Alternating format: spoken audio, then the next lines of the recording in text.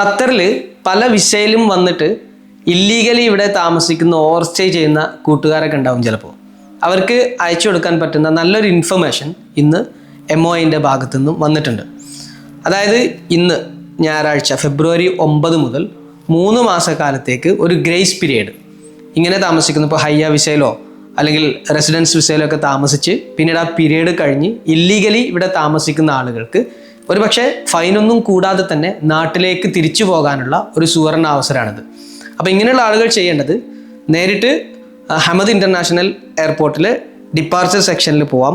അല്ലെങ്കിൽ search and follow up department ഉണ്ട് നമ്മുടെ സെൽവാ റോട്ടിലുള്ള, അവിടെയും പോയിട്ട് ഈ കാര്യങ്ങൾ പ്രൊസീഡ് ചെയ്യാവുന്നതാണ്. അവിടെ എത്തേണ്ട സമയം ഈ പ്രവൃത്തി ദിവസങ്ങളിൽ ഉച്ചയ്ക്ക് 1 മണി മുതൽ രാത്രി 9 മണി വരെ ഈ സമയത്തിനകത്ത് പോയിട്ട് ഈ കാര്യങ്ങളൊക്കെ ചെയ്ത് തീർത്ത് നാട്ടിലേക്ക് മടങ്ങുക.